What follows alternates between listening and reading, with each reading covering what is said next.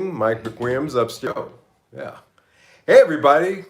Mike McWilliams upstairs to the right music channel. Welcome, welcome. Good to see everybody this evening that shows up on the live stream, or if you show up later on for the rebroadcast, glad that you made it for that as well. Any kind of views are appreciated at this point. Yeah, a lot of interesting things this week for me, actually. I can start out the box pretty hot. Last week we had an interesting talk about the Joe Bonamassa Epiphone, the 335, and not so much as to whether it was good or bad or this or the other. I had my opinions on it, but yeah, it was really about how the price increase, is really shocking to a lot of people on a model like such as that one, a signature series or a artist series guitar, and how the prices on those are increasing. So we talked about that, but I actually hadn't had the opportunity to touch one and feel one. And I always feel bad about talking about stuff if I haven't had the chance to hold it in my own hand. And pictures are one thing. They're great for a reference, but it's really an entirely different thing to hold that guitar in your hand. So I thought, just to be fair, because there were some cosmetic things on it, issues on it that I had questions about. Just to be fair, I thought it would be good to seek one out and to check it out. And in the course of some things that we'll talk about tonight, here in a minute, that I was doing this week, I got a chance to go down to, frankly, my favorite guitar store in all of the Netherlands. And that's Dirk Witt. It's located in Utrecht, which from Amsterdam is it's not that far of a ride. It's about a 20-minute train ride from here, maybe a little bit more. But yeah, it is just a fantastic shop. I've been dealing with Dirk Witt and with Barry for a number of years now. He used to have a shop here in Amsterdam, but he moved his business out to Utrecht. He got tired of having his windows busted in, which was a real problem. Still is a real problem sometimes here. And he moved out to Utrecht, and really, the shop there is a dream for not just modern guitars, but some vintage stuff too. Some really cool vintage stuff. And I was talking to Barry this week because we were doing a deal. Like I said, we'll talk about it in a minute.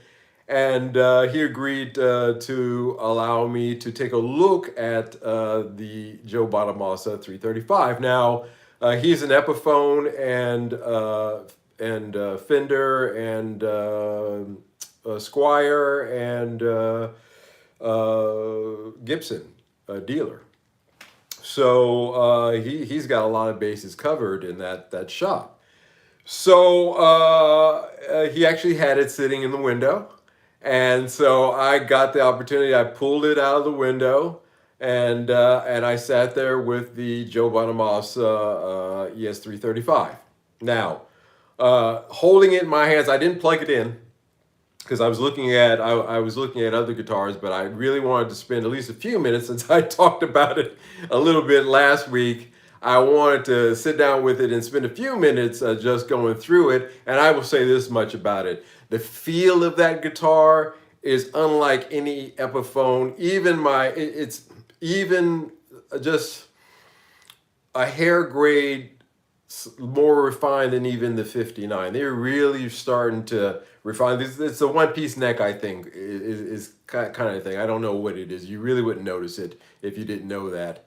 But just the quality of that guitar was outstanding. The weight on it was a little heavy. It was a little heavy for 335. But the paint, the poly finish that they put on those, every aspect of that guitar was excellent. I have to say, it was a it was a fine 335, regardless of whether it had Epiphone or Gibson at the top of the headstock. I still was not happy with the tremolo for the same reasons that I stated last week. But to be fair, it is a little bit more substantial than it looks in pictures. It actually but still, just the overall look of it. I think if they took the tremolo off, which I think most people may or may not do if they get it. If they took the tremolo off the back of that guitar and put a hardtail on it, then I think anyway that would be a lot cooler. The custom design or whatever, the little nameplate down at the bridge, that was also something that I just didn't get. I was like, why did they put this on here? It kind of took something away from the guitar, and it was a really cool guitar. But it took a little something away from it. But yeah, I got strummed it. Um, Same. The tuners were great. The feel of the neck was not as substantial as you would think. It's more of a 60 slim, in my opinion, just in my hands. But I've got big hands.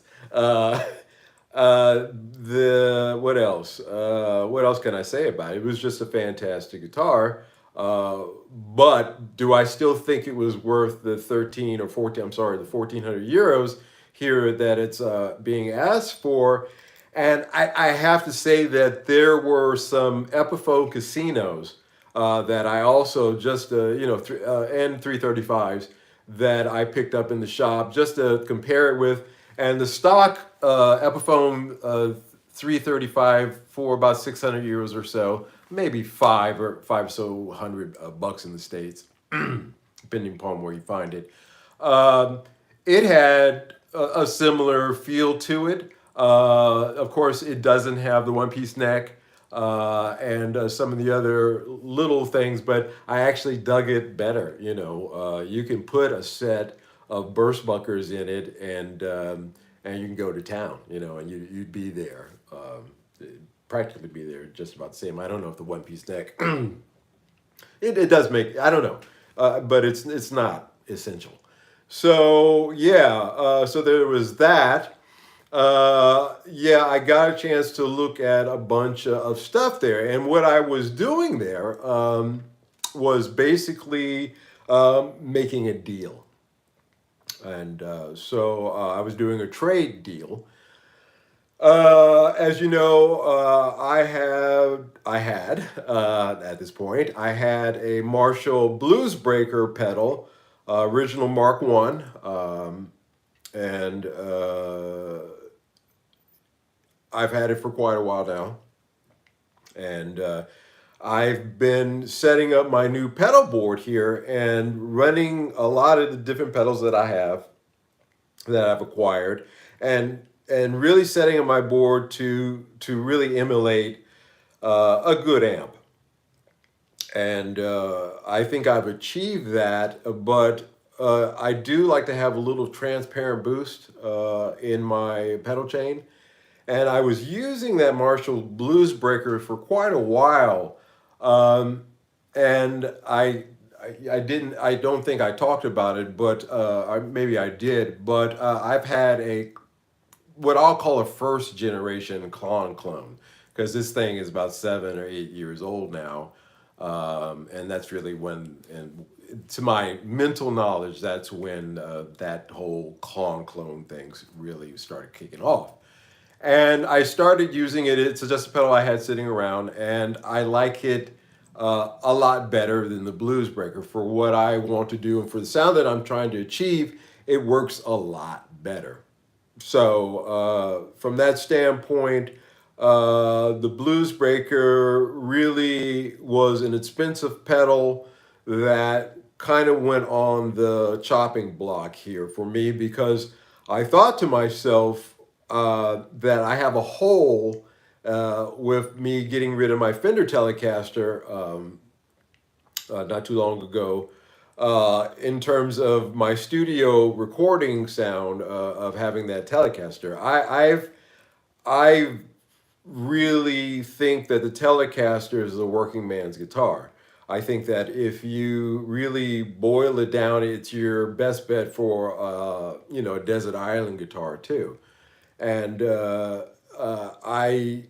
thought that I would be happy with just Les Paul, just get into that and let that marinate for a while. But I found myself really missing the Telecaster, and the reason I let that Fender go is because, again, with it being at this point a vintage model, and the price that I could get for it here, it just made sense to let it go and to pick up something else. I don't, if I can get a good deal, if I can make some money on something and put that somewhere else in the studio, I'll do that all day long. That's just kind of the way I've been. But it needed to be filled. I thought that I could hang on a little bit longer. I think I lasted about a week. No, a little bit longer than that. But I just said to myself, man, I need to get another Telecaster. Um, so I have had four Telecasters in my life. Actually, my first Telecaster was in the 86 to 88 period. I bought a Squire Bullet. It was the second electric guitar that I had from my first Squire Stratocaster. I just, I was somehow, well, I don't know, somehow. Prince was a big influence with his Mad Cat, and Springsteen with his Nocaster, or I think it's a Broadcaster, one of the two. And there was a real experience as a young musician to well, it's a real I don't know. You guys know what I mean. It's you're really just trying to emulate the guys that you like, and so the Telecaster became something that I started to go after. And my first one was a Squire Bullet, and that I had for quite a while, and I did a lot of stuff with that. I really like that Squire Bullet. It's another guitar that has disappeared in the shadow, time. It's just I that and the Squire Strat. I have no idea what happened to those guitars. I have a feeling that I may have on one of my first tours to Japan. I might have left them with a friend of mine and never followed back up on it for whatever reason. But yeah, so my first Telecaster was a Squire Bullet. My second Telecaster was a G&L that I got in Japan. It was one of the Korean made ones. Wasn't American, it was a Korean made one. It's when they started to 2005 or so, I believe, 2006. And I played that one. You can see that in one of my live concert footage that I have on this channel if you want to check that out anytime. Me playing live with my Japanese band. It was a red G&L. I played that for a while, but me and that guitar never got along. That thing had a hard time staying in tune, and at that time, I was gigging and playing live a lot, and that just wasn't happening. And my Japanese band members, they were not. They were those guys, man. They kept me. I kept them. I was a band leader, so I kept them on the things that I need to keep them on.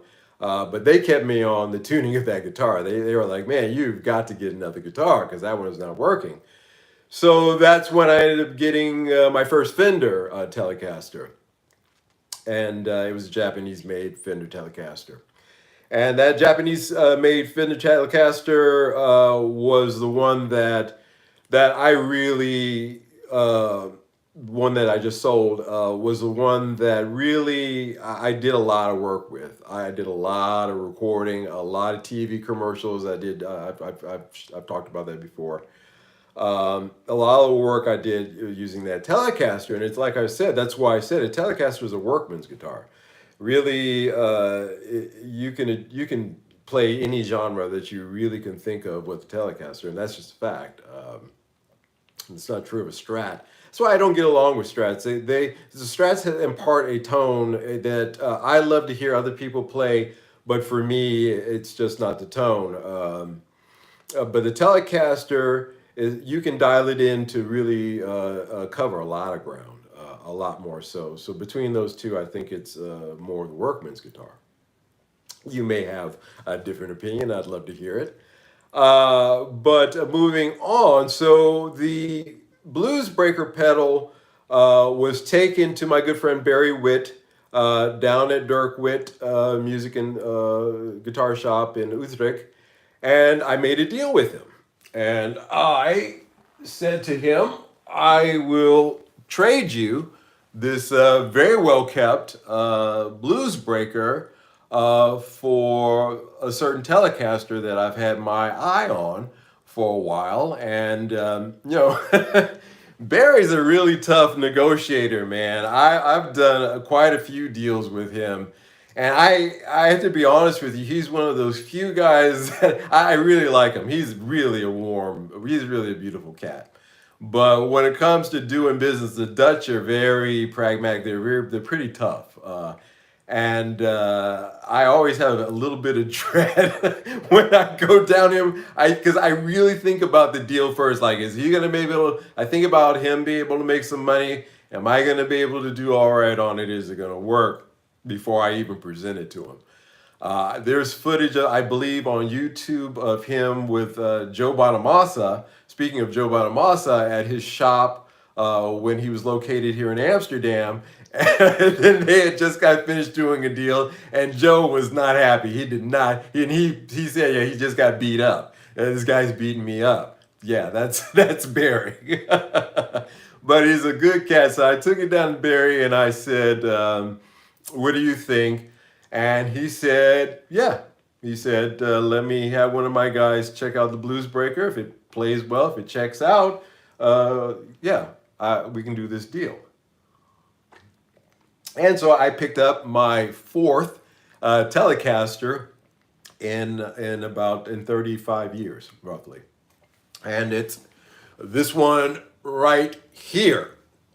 This is the Squire 40th anniversary Telecaster in the vintage blonde. With a matte finish on it, vintage blonde. And, so yeah, I traded the Blues Breaker for this this 2022, still had the tags on it in the shop guitar. And I think I got the better part of the deal. You guys are like, what? You traded a Blues Breaker for a Squire? I sure did, guys. I sure did. And I'm sure am glad that I did it. Because, wow, you know what? We're going to talk about this guitar a little bit here tonight, and we're going to talk about the law of diminishing returns. That's going to be the subject tonight that we're going to get into. All this is actually leading somewhere. We're going to talk about the law of diminishing returns and how that applies to you. Whether we talked about, there's four categories really with us, in this field. We're either collectors, or we're recording, gigging, musicians, studio musicians. Then you got your bedroom guys, and then you've got your flippers, the guys who flip guitars, which are actually, they're not the same. You would think they're the same thing as collectors, but they're not actually. In that category, there is a law of diminishing returns that applies in all of those categories. And depending upon, of course, the price, with collectors, there's a much higher ceiling. But when you get in those other three groups, maybe the flippers also, we can say with them, with a certain degree of certainty that they're always going to be looking for the best deal. But with the two main groups, with the bedroom guys and the touring and the gigging recording musicians, that law of diminishing returns is very important. It's something that you should always be keeping in the back of your mind. Now, what do I mean about that? Well, let's talk about this guitar first. This guitar was made at the Cortec factory in Indonesia. This happens to be my second Indonesian guitar. That was interesting enough also made at the same Cortec factory is my Harley Benton double cut, the DC Custom that I love so dearly. And the quality, the fit and finish on that Harley Benton DC Custom far belays the price that I paid for it. And I don't think there's anybody out there on YouTube who has one. You can watch the videos who would say otherwise.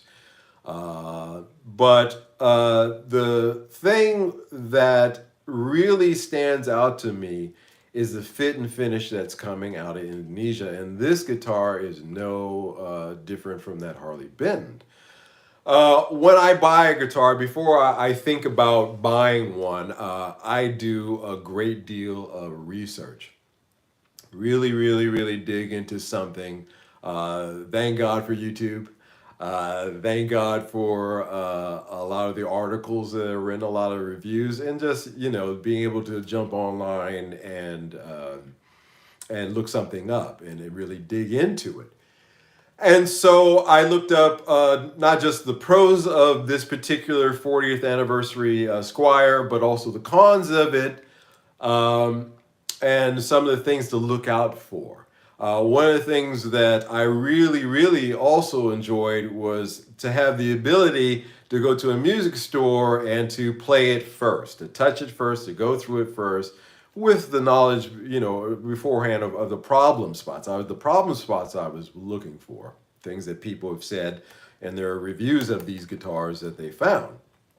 And also to be able to reach for Fender Telecasters and other Telecasters that were in the store, just to there in the shop, compare the necks, compare the finishes, feel the scale length, which they're all identical. They're all 25.5. But just to really to do that, and that's something that the online buying experience cannot do for you. You click and you buy and you hope and you pray. But when you're in a store and you're buying and you're making a deal like I did, because I didn't let the blues breaker go lightly, guys. But I thought that it was a perfect opportunity to do a straight deal, across the board deal. For something that made sense for the studio more than having that blues breaker.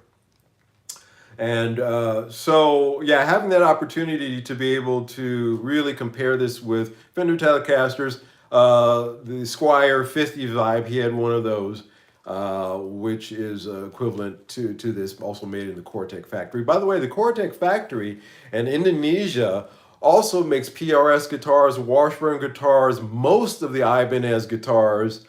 What else? I got a little list here. PRS guitars also are made here. There's just a great deal of guitars are coming out of this factory. Brand name, big name guitars.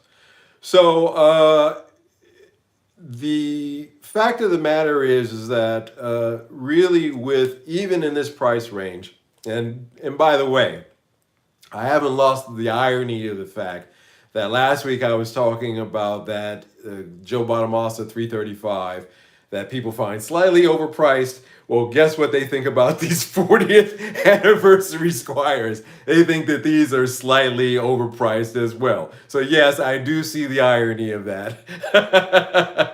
That was not lost on me that I ended up buying a guitar also that on the online opinion is a little bit overpriced. And I did have that in mind as well, too, when I walked in the store. I said to myself, what is it about this guitar that warrants a premium other than the fact that this is a 40th anniversary?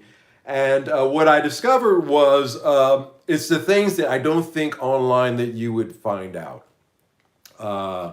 The first thing is also, as with the other Cortex factory guitar, the Harley Benton, the fretwork on these guitars are spot on. There are no there's no fret buzzing, there's no dead spots, all up and down the neck of this guitar. It the work that they did here on the sides, really with the fret ends is really great. The only thing that this guitar needed in that regard is maybe, let me see if I have it here. Got my toolkit. Yeah, is using something like this and really doing a fret polish on it, and it's good to go. No uneven frets. The neck feels beautiful, and the reason why I actually like this better than the vintage vibe, the Squire, which is a great guitar too. It's really the same guitar with a few changes. But one of the things that I also like is this matte finish. If you guys can see there, you can actually see that this is made of 1, 2, 3 pieces of wood, and that knot in the wood, which I really like, actually goes through to the backside as well. There, sorry. So pretty cool in that regard. This neck has really beautiful figuring on it up and down. This maple neck, really, I can't, as I said, this is my 4th Tele. The neck on this and the neck on my Fender Telecaster that this is replacing are identical.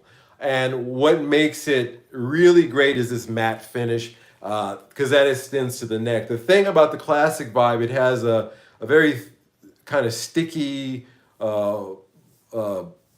finish that they put on it. Whereas this one, they tried to go for a more natural finish and a different feel to it. And that really makes this neck really enjoyable. It's silky. It's really no sticky. You're not going to get that stick to it that you have to sand down. This neck is good to go, and that really attracted me to it as well, because that's very important to me. With the Fender that I had, that was a '90s Fender, early '90s Fender, and that neck it had been worn, and so. Not worn down. I kept it really nice, but it was playable. It was worn in. It was good for somebody to go with going on. This one is as well. The other concerns online about this guitar really was the tuning pegs on this. A lot of guys were having problems with these tuners. They were saying that they weren't keeping tune very well. And these are unbranded tuners that they put on here. I have to tell you, the tuners on this guitar are fine. As a matter of fact, they keep excellent tune. So again, another thing that I read online about this guitar to look out for, I didn't have that issue with this guitar at all.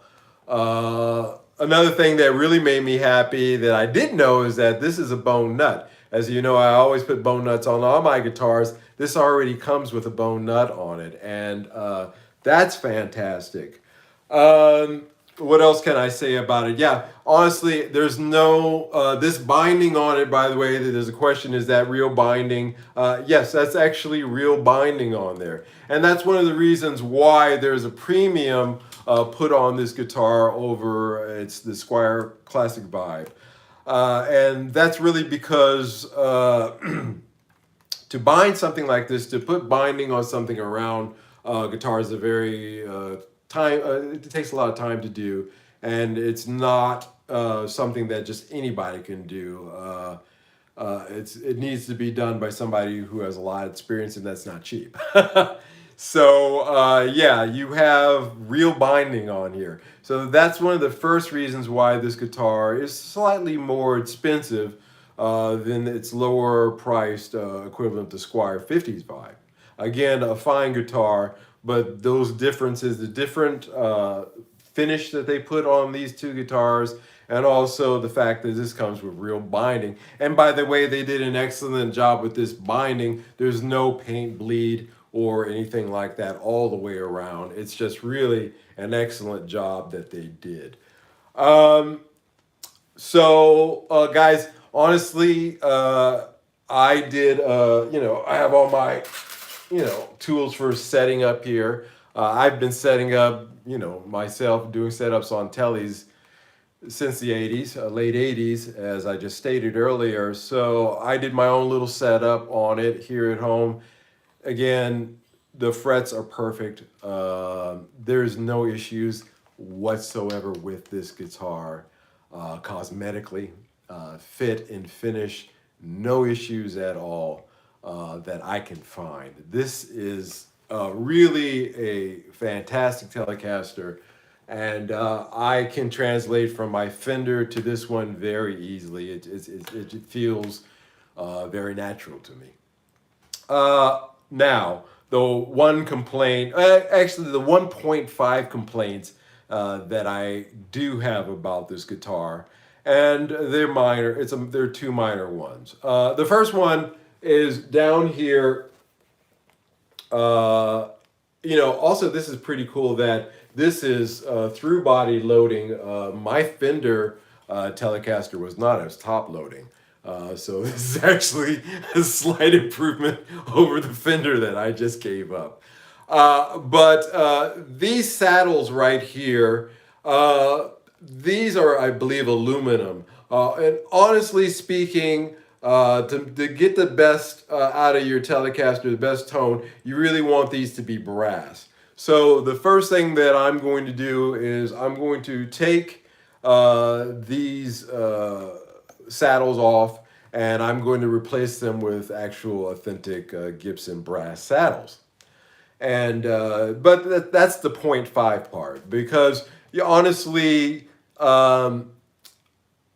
that's getting into personal taste territory as it stands right now. The saddles that this again, like I said, this guitar is perfect the way that it is. To put brass saddles on it is just just adding that little fine touch that you would find on a Gibson. I'm sorry, on a Fender, American series. And on up to the custom shop stuff. So it's something that you'd find anyway, and it's very cheap. They're brass saddles with shipping might cost me $20, so not a big thing. So I will do that. The one thing, by the way, the electronics in this are great. The switch, not too tight, not too loose. It moves really great. Also, same thing with the knobs. The speed knobs really are fantastic on this. I've got no complaints. The wiring, also, I've got nothing to say. It sounds really good.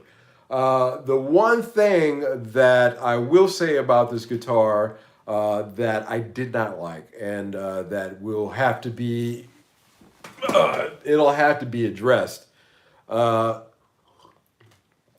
is the pickup, the neck pickup. The bridge pickup on this is an Al Nickel 5, which is correct, because Seth Leather, used Al Nickel 5 magnets and 43 AWG wire, things like that. I don't think they have the 43, it's probably 44, but it is an Al Nickel 5, so it is correct that you would find on it. And I believe that they're calling these pickups designed by Fender. So they're basically the equivalent of the Epiphone Pro Buckers, the classics, pros. These are the Fender equivalents of those pickups. And I have to say, this bridge pickup is a screamer. I really wouldn't touch this bridge pickup. I love it. It sounds great. The neck pickup, on the other hand, a lot of people on YouTube and a lot of comments that people who owned it were saying that the neck pickup wasn't quite up. I believe even Dylan Talks Tone, great channel. I'm sure you guys are familiar with it. If you haven't, check him out. Nice guy, talks about pickups, makes pickups, has his own shop. He bought one of these as well. and he had a lot more problems than I did. He was one of the ones that made me a little afraid. I was like, holy crap, because he had some issues with his 40th anniversary Telecaster. I had none of those issues. So there again, another reason why you want to be in the shop and try something out so you can find those things out. But he said the neck pickup, with his words, is it's garbage. Now I'm not that harsh. I wouldn't say garbage because they tried. I'll say they gave, doggone it, they gave the best effort they could. But the neck pickup on this guitar, it's lacking. It's not quite up to snuff. I don't know what it is. Some people say that the brass saddles actually attributed to a better neck pickup sound. I don't know if that's smoke and mirrors stuff, like Tone Woods or Goodwood era type stuff. I don't know if that's true.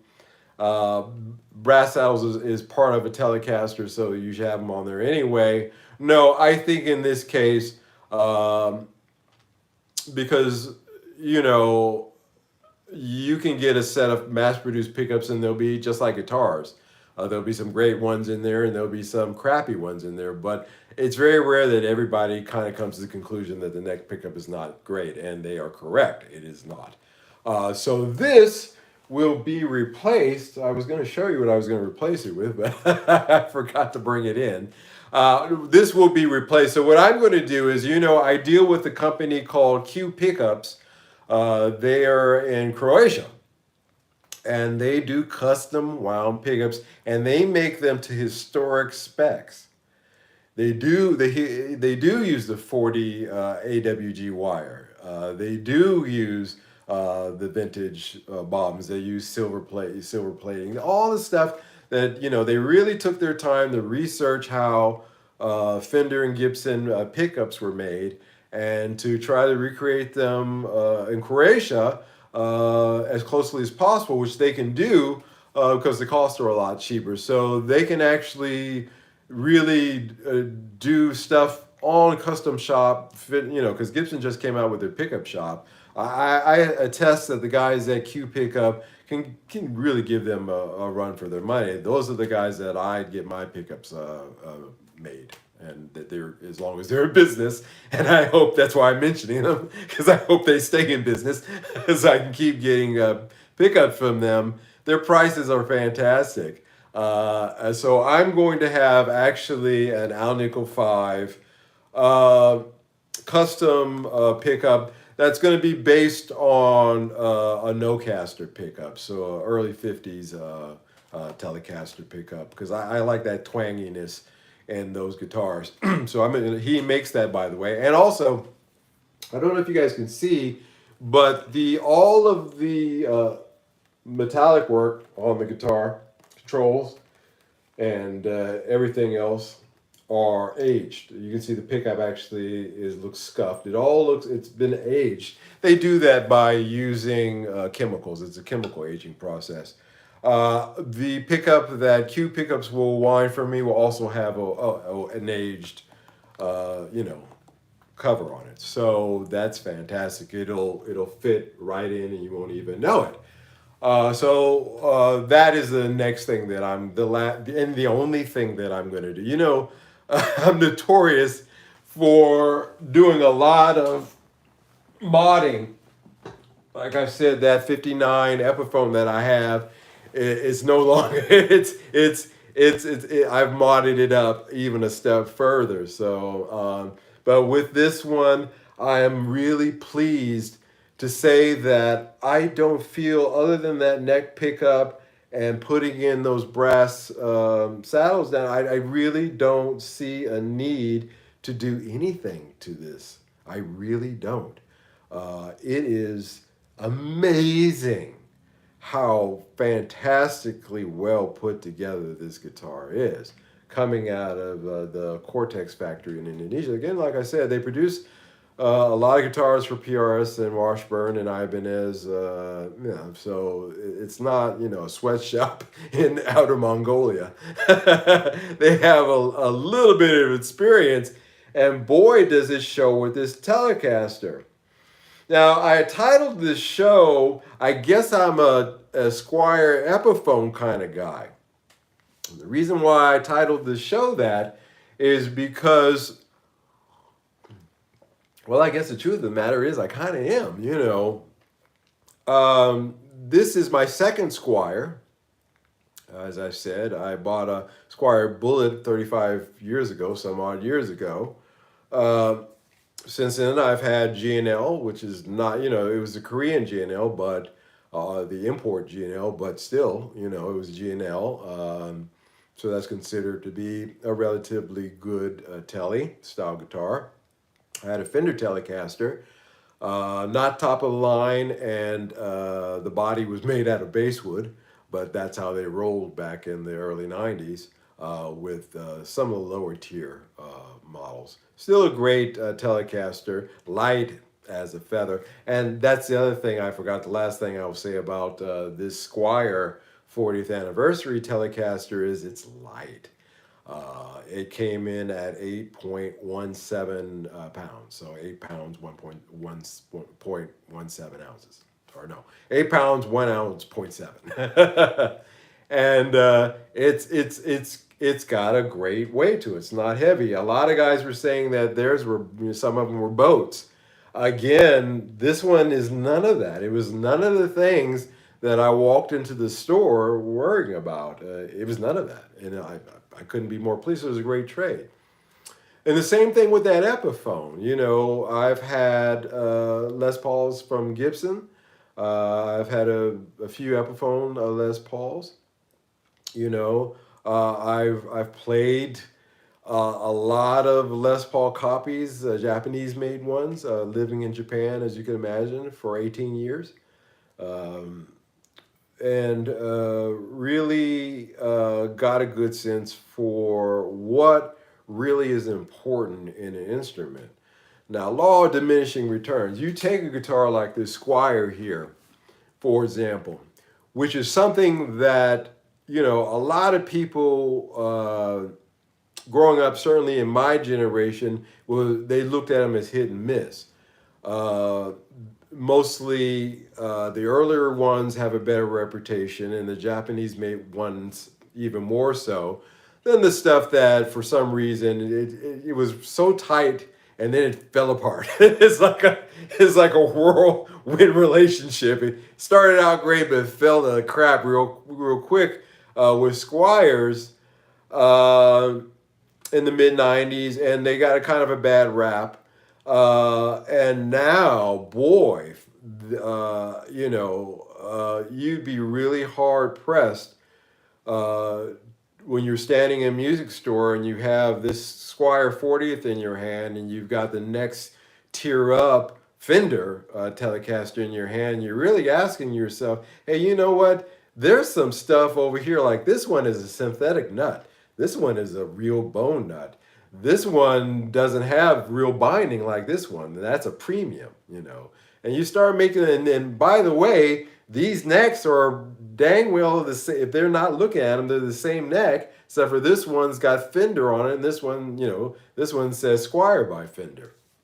You hold those, and that law of diminishing returns comes into play, because you really, and the same thing with Les Paul. I did that. I did that here on this channel. I had my 59 Les Paul Epiphone, and I had my 60s Gibson Les Paul, and I talked about the two of them, and I talked about why this one is staying and this one is going.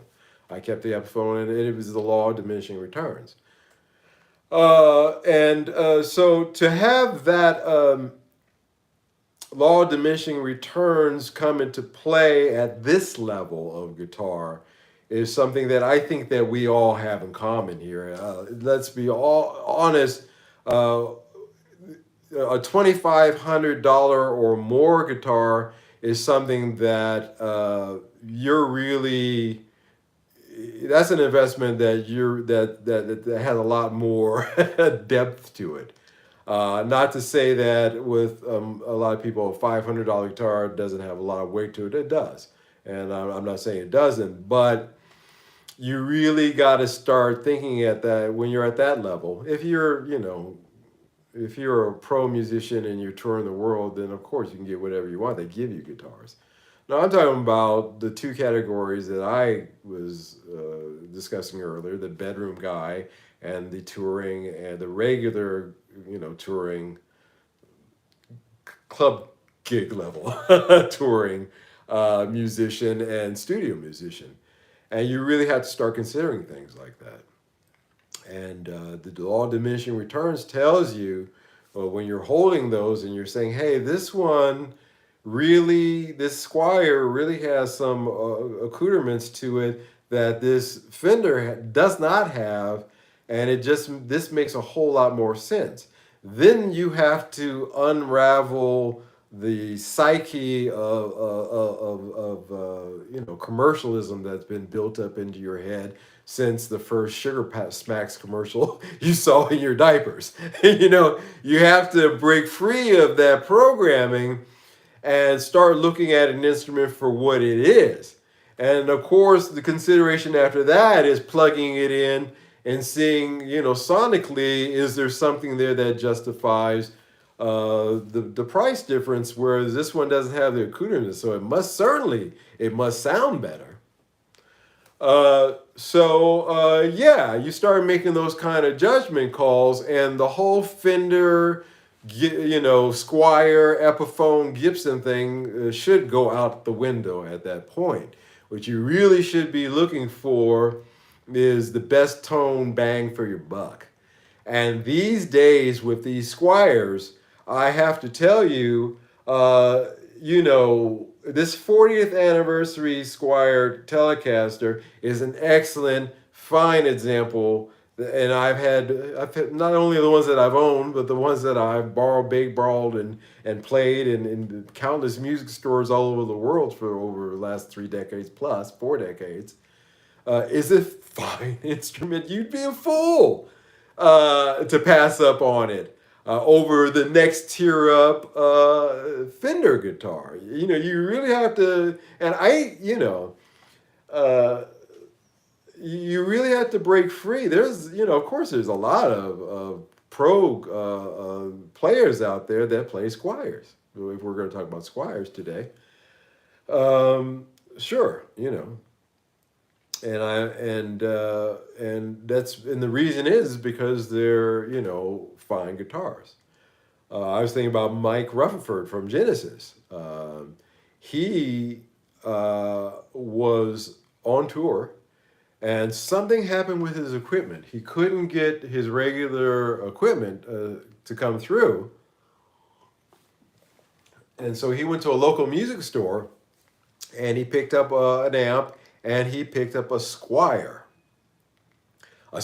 Bullet, and just to use until his equipment came, just for that gig that night. And he fell in love with it. He loved it so much that he bought another one, and he's been playing those with his regular guitars ever since. And so there's my testimony to put forth before the court here, that they are professional instruments. So that, again, we can put that one aside as well. No, the law of diminishing returns starts to come into play, again, like I said, because you're looking at the best tone for your buck. Now, did the neck pickup on the Fender Telecaster sound better than the neck pickup on this Squire? Yeah, those were the difference. The bridge pickup, I actually like the Squire one. I found the one on the Fender next step up to be a little too mellow. I like the bridge pickup on a Telecaster to have a little dig to it. And so there's that. But then again, like I said, bone nut that the Squire has that the Fender doesn't. Again, the things that I mentioned, and the overall look, the look of this car, there's a better looking guitar as well. So then, once that was aside, it really came down to the law of diminishing returns, which is something that worked out for me. Really happy about it. Excuse me.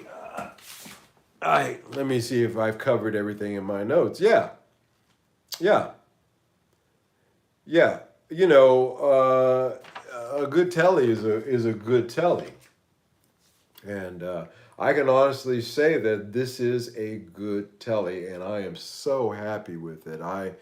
I don't miss the Blues Breaker again. Like I said, I have a pedal setup that I am happy with. It feels good to have a Telecaster sitting in my lap again. It's like having an old friend. I know it wasn't long that it was a little bit there, a couple of months there where I didn't have a Telecaster, and this one does not disappoint. It's a beauty. I actually call it Norma Jean. I name all of my guitars, and this one usually it takes me a little while to think about it. Like my Epiphone is called Miss Ruby after my mother. But this one I call Norma Jean because it's blonde and it's got a little mole right there. So I like little imperfections in the wood in guitar and Telecasters. I kind of dig that. So I saw that and I said, well, that looks like a mole. Well, I'll just call her Norma Jean. And I couldn't be more pleased with this guitar. So if you're on the fence, if this helps you, if you're on the, if you're on the fence about pulling the trigger on one of these, certainly go ahead and do it. Play it yourself. Try a couple of them if you can. He only had one. He is a dealer, and that's going to segue into the next discussion that I'm going to have with you guys tonight. He only had one of these, and but if you do get into a shop and you get a chance to handle it in your hands, that's the best way to go.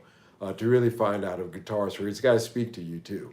Because I walked in there with this guitar in mind, but there was also a chance that I could have easily walked out with something else as well. Maybe dug into my guitar fund and I was thinking, actually I had a little bit of it with me and I was gonna put some on top, but no, it just ended up being a straight swap. So because I fell in love with the one that I researched and it paid off. But when I was talking to Barry, I asked him as a Epiphone and a Gibson, dealer, as a Fender and Squire dealer, what's happening? What are you seeing? What's going on out there? Do you see shortages coming up here? Because that was my viewpoint. I've been running on the assumption, and I'm not totally incorrect, but slightly incorrect, that the the KOOF lockdowns that are occurring in China, and they are happening, and it's affecting the factories there as well, which is why a lot of people are moving their work over to Indonesia and to India, interestingly enough, was affecting their output. As a dealer, were you seeing any kind of shortages, was my question. Were you having a hard time getting stuff? And his answer was quite surprising. He said no. He said it's the opposite.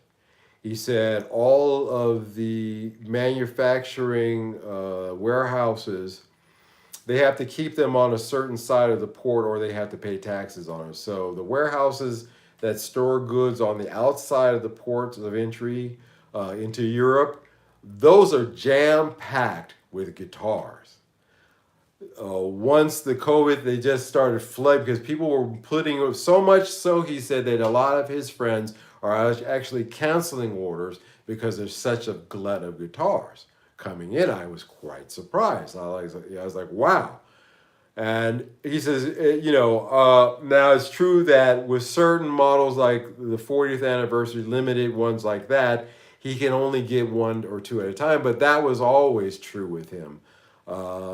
He would only get one or two in at a time, and he would get one or two in, they would go, and then a couple of months, and I can testify that's true because I watch his website quite often, and that's true. It was the same thing with my Epiphone. Those I bought, when I bought the one that I had one more in the other color that it came in, I bought the the red one, and there was the brown one. I can't remember the red one and brown one. You guys know what I mean. That's close enough of a description. That he had, and that was it for a while. So this was actually this 40th anniversary was the actually only one that he got in. He only got one of these. So and they're not going to be making these. That was another decision, by the way, that I decided to go for this one. Uh, he said there's a glut. He said as a result of that, on the lower priced items, the 300 euro, he said, or basically $300 and below items, they're blowing those out at a discount. He said that he's buying just a shipment. He said a shipment of Fender and Gibson parts that the Gibson and the Fender distributors are blowing out. And he got them at such a great deal that even he can mark them down in his store 20% and maybe even more if you walk in and you pay cash. And so, guess where my Fender saddles are going to come from? The brass saddles. Yeah, he said on items like that, you can expect to see a lot of blowout prices on those going down the line. And I said, what about your shop in terms of getting orders in? How are you seeing a lot of movement? Are people buying? Are you seeing a lot of stuff going out the door? And he said, I'm seeing a lot more action coming out of the United States because of the dollar versus the euro. He said the problem is that shipping to the United States is expensive and very slow. And I can attest, I had a speaker, a 12-inch speaker that I wanted to have my brother send from the States here. A 12-inch speaker, guys, you know how much that weighs if you're familiar with it. It's not a heavy item. It's not a bulky item. It'll come in a box, maybe this big. They wanted $400 shipping for that from the States. So it's just as bad going the other way around and slow.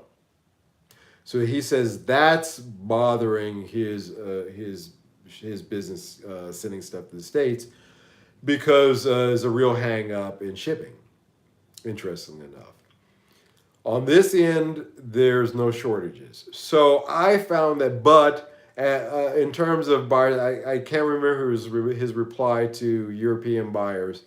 I could imagine that he's doing okay. So this information from a real dealer, from a guy who's really doing it, and putting it in with some of the things that I've been speculating upon was fantastic, because it told me that, well, I was right about the steep discounts. He said that's how you can expect that. But again, I qualify that by saying, and I think we even talked about this last week, by saying sub $300 to $500 gear. The top price stuff, he says no, there's not going to be any discounts on that. So if you're in the market for guitars in this, what I call mid-range, it's an insult to call this a budget guitar. There's nothing budget about this guitar. It is an insult. Again, I'll say, to call this Squire a budget guitar. There's nothing budget about it. So I'm going to give it the respect that it deserves and call it the mid-tier price guitar. You're probably, if you hold in there and you want one of these, I did a swap deal. If I was buying cash, I probably could have got it for a little bit cheaper, but because we were doing a pedal for a guitar deal, it is what it is. But I think you can expect discounts on these coming up. So if you're thinking about pulling the trigger on one of these, I can certainly say from a dealer's mouth to my ears, hold off on that. Keep your eye out. You can see discounts coming. If you're in the market for parts and stuff like that, it may be a little bit slow, but if you can't find it locally, it may be worth you trying to source it here in Europe, if you're in the States or Canada, and having it shipped. Yeah, it's going to be slow, but on parts, those are small packages. So I just can't see that being a big. He was talking about guitars. I can't see parts or something like that being a major hang up, being a big issue. So yeah, that was interesting stuff. The things that I was wrong about, that I assumed, I thought that there was going to be a scarcity of product. No, there is a glut of product. There is a glut of product and a scarcity of credit out on the market. So you know the classic definition of what that means. So yeah, you can expect. So in that regard, yeah, that makes sense. So that's just what I got from him. You can work with that bit of information and use it to your benefit. I think to your benefit is to hold off, because I think on a lot of parts, a lot of the mid-tier guitars, I think you're going to see some spectacular blowouts coming up here. You know, I would buy a second one of these. I would buy a second one of these. I got to see the Strat, the Squire, the 40th anniversary Strat, and the paint job, the wood is different on that than this one. I believe. I think it's. I believe it was either this or the Fender. One of them was sassafras. Have you guys ever heard of using sassafras as a wood before? I couldn't believe it when I, was looking at the description. Nitro, yeah, it's getting to be pretty popular. We're all starting to hear that. That's a pretty buzzword. Pine, alder, maple, mahogany. We know those, but sassafras? Isn't that like a grandma's tea? You know,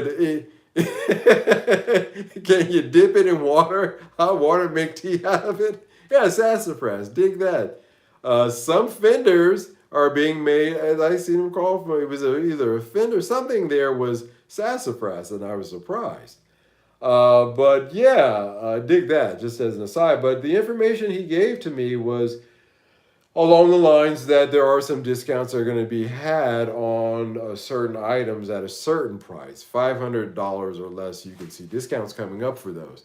So if you got the cash, like I said, as I was mentioning, I'm thinking about getting it. I like this. I saw the I didn't play it. I didn't take it off the wall, but beautiful, the Strat. I'm not really into Strats, but the Squire Strat 40th anniversary, the burst that they did is really, really great. It's something to see, and it's the natural wood on top of it. It's not a veneer or anything like that. They're gorgeous actually, but again, like I said, I'm not into Strats.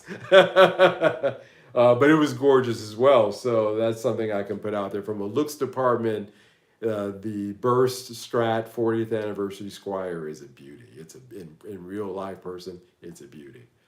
I had wished that he had the Mocha. I was somewhat curious about that one, but he just had. But I really wanted this vintage blonde because of thinking about John Lennon's Casino. It was a vintage blonde. I like that color.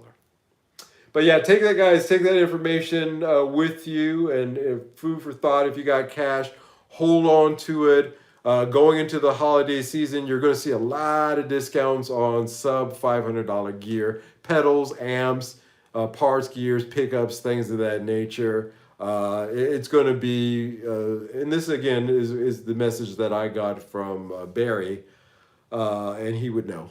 And he's certainly doing it himself and planning to. What we're going to do with Barry, actually, he agreed to, is to go to his shop and do a show from there. So we're going to interview Barry. We're going to go down to his shop in Utrecht shortly, coming up probably first week of November, I'm thinking.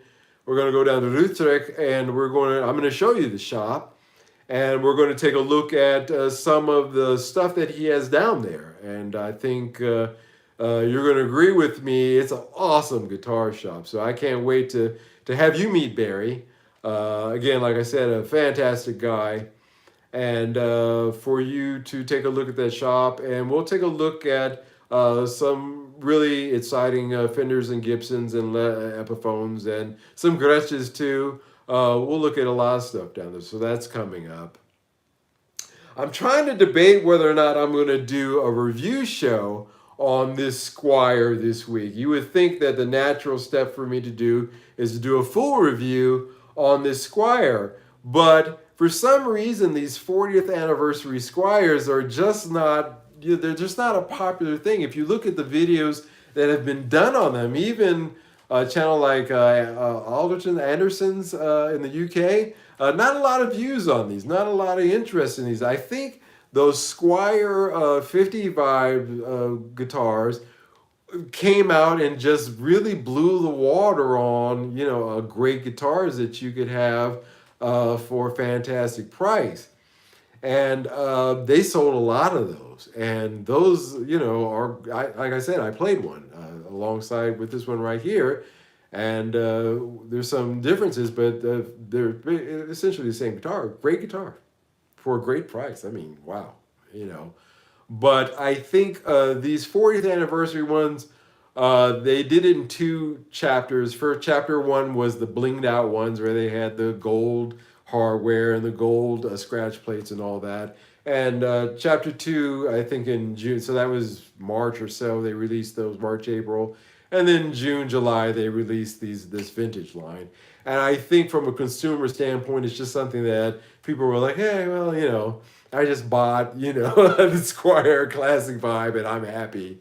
And everybody else was like, So they're not a really popular guitar. And I think they're going to be a sleeper guitar going into the future. They're limited, so after this year, you're not going to find them anymore.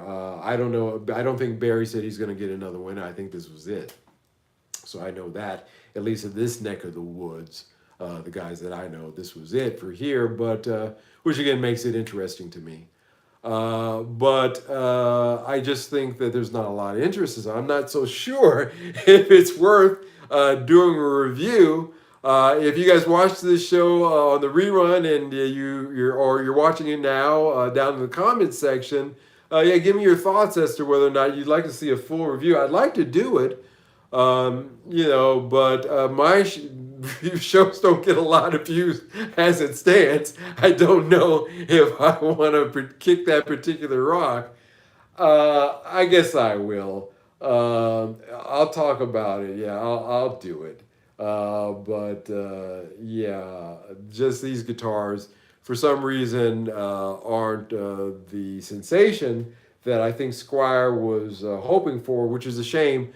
Because for 40th anniversary, they really paid a lot of attention, at least in the case of this one that I have sitting in front of me, to detail, to the point where, and I'm a habitual modder. I have been modding cars and guitars for a long time now, for 40 years now. And this is a pleasure to say that I don't feel that I have to change a hair other than that neck pickup. And then also that gives my friends at Q Pickups a little bit of business too, so that's a good thing. It just doesn't need to be done. So if you're, again, they really put their foot in these guitars. It's perfect. I have no complaints. Zero. I have nothing to say. The neck pickup thing aside, really tight. So there's that. They're just not the talk of the town. That those Squire Classic vibes really, they set a standard, and I think everybody who is into it has got one. But if you've been holding out and you've been considering this one, I would say do it. Just wait a little while. You could probably get a better deal than I can if you're paying cash. All right, guys, I think I'm going to call it quits for the evening. I'm getting tired. I had a long day today. I had friends over and had to do the entertaining thing. And that always wears me out mentally. I do enjoy coming here and doing this, so I want to save a little bit for energy for this. And I'm glad I did. I hope you enjoyed tonight's live stream. I hope you enjoyed the topics that I discussed. I see 14 of you out there, 13 of you out there, and 7 likes. Don't forget to hit that like button, guys. Hit that like. Do me a favor. Hit that like button. I sure would appreciate it. It's very nice for you to do. If you're watching this on the rerun, same thing as well. Hit that like button. And I will see you next Sunday. I guess this week's topic, I will cover this guitar. I want to talk about it, and I want to play it for you, and I want you to hear it. Um, but again, like I said, for some reason, it's just not a popular thing. But it's something that I have that I think is worth talking about. So yeah, let's do that. Let's do that. Let's talk about this guitar this week. So look forward to that. Until the next one, you guys take care and have a good week. Stay safe, guys, out there wherever you are, and God bless. See ya. Bye bye.